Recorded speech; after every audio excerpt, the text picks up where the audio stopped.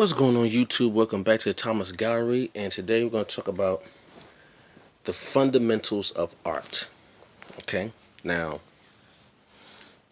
the fundamentals simply mean the base, the basis.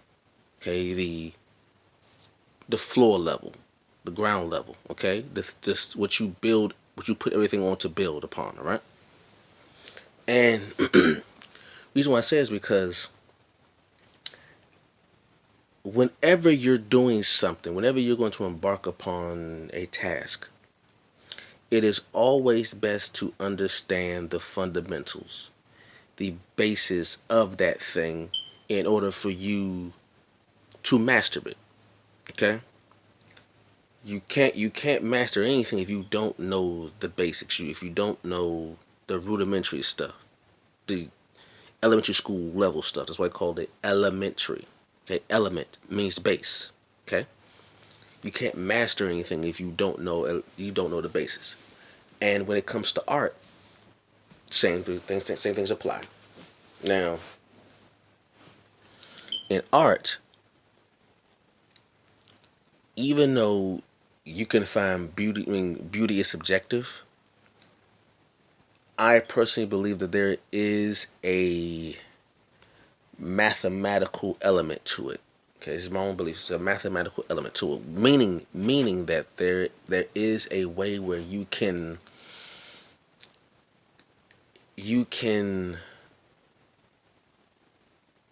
spot a pattern in works of art that are deemed popular. Okay, like what makes the Mona Lisa popular? What makes the Sistine Chapel popular? What makes a Jackson Pollock painting popular? What makes a Rothko painting popular? Like, these things are popular for a reason. And the question is, what are those things? Okay? And that's when you get into the principles and the elements of art. And for those who don't know what those are, there are 8 principles. There are actually more, but there are 8 basic principles of art. I wrote them down too, because some I forgot over the years. They are balance, proportion, unity, harmony, variety, emphasis, rhythm, and movement. Okay? Now, I'm not going to go through all the definitions. I'm not going to go through all the definitions for them. Just what they simply mean is, you said balance and proportion. I go through some of them. Balance. You have symmetry and asymmetry. Okay? And they're pretty much talking about what the eye sees. It's basically what they're talking about. What does the eye focus on? When you look at a piece of work, what are you focusing on? Okay, what's the first thing you see? Where do your eyes go? Does it go all over the place? Does it go in one direction? Does it, where does your head go? Okay, you know, where's the first thing you go? Which part is larger than the other? What is your attention focused on? Okay, does your eye go in a certain? Does your eye go straight up? Does it go to the side? Does it go left or right? Does it go in a serpentine shape? Those things. So the 8 principles are, again, balance, proportion, unity. Does it all fit cohesively? Harmony. Does the mood? Is there a mood where does it go together? Variety. Emphasis. Emphasis is simply where is where's the most space? Where's the brightest colors? The boldest textures? Emphasis. Is the subject of the work, does they dominate a certain point in the piece? Emphasis. Rhythm. Does your head or eyes go in a certain pattern? Is there a rhythm to it? Does it go up? Does your eyes go back and forth? And movement. That's the subjects in the painting. Are they posed a certain way? Is the pose like this? Is there a certain movement to that? Then you have the elements of art. Okay, and there's 7 main elements of art. Okay, and they're very simple. You have line, shape, form, value, space, texture, and color. Okay? Now, I won't give you a definition of all of those. I'll just go over some of them like the last one. Let's take line. A line is simply a moving point in space. That's just the mathematical definition of it. A line is it has a beginning, and then it moves in a particular point in space. It's a certain direction in space. Okay, simple. And you have shapes. Those lines can take shape. If 4 lines make a quadrilateral, 3 lines make a triangle, so forth and so on. You get the point. Form. If you notice that the line, shape, form, they all build on each other. So the first thing is a line, which is a moving point in space. Okay. Shape is the directions that that line takes. Form is a combination of shapes. Okay. Value, in a nutshell, is just the, I want to say, emphasis of those shapes. Okay. Which shape has more value than the other? Which shape is larger than the other? Right. Space. Space is very important. Space is tricky, in my opinion, because space is not only what you see, it's also the area in between the shapes, right? Called negative space. Kind of like music. When they say, when I look at the definition for music, one definition of music is the sound and the silence in between the notes. Keep in mind. The space, the silence in between the notes is like the negative space in art. Okay, that negative space has value. That negative space can be just as important as the colors or shapes that you do see.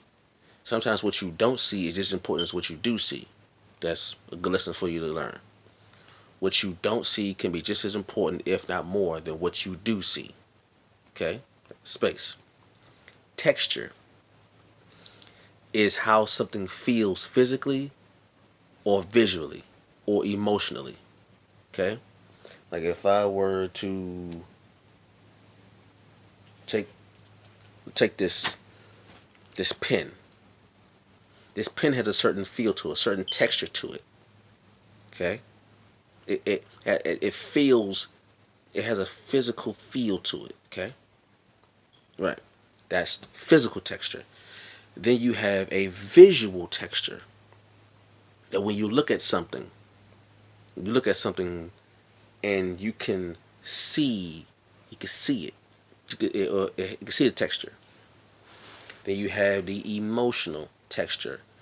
How is how what you see feels. Like you can look at something and it feels like it's a jean material. Like if you look at a painting and someone paints something that looks like, supposed to look like leather, and it looks like leather, it feels like leather. You feel the texture.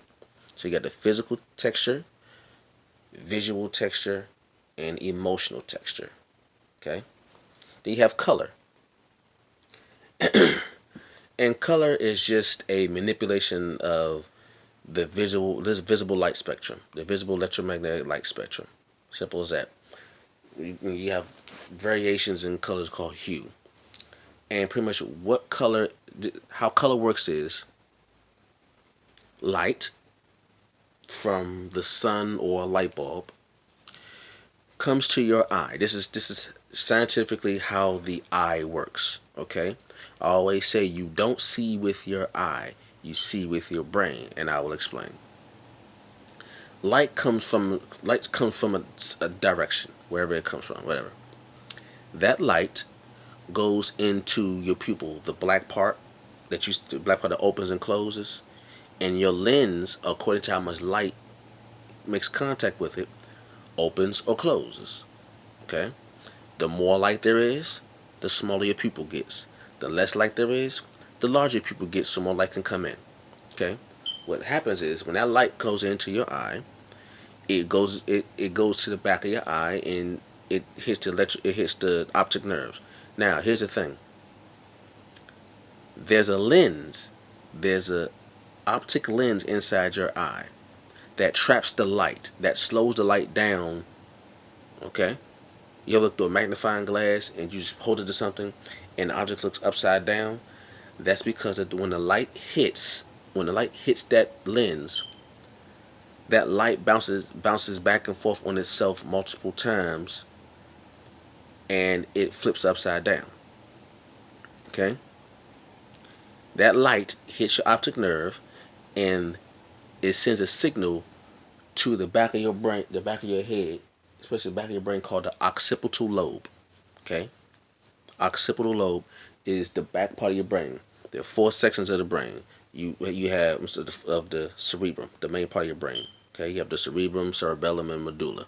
But the cerebrum, the large part, the big squishy part, you have the temporal, which is the side, like what they call the temples. The temporal, okay, the frontal, which is the front, obviously, the parietal, which is the top, and the occipital, which is the back. The occipital lobe, or part of the brain, is a part that deals with sight. Okay? Right. And when the light hits your lens and slows the light down and the image is upside down, okay?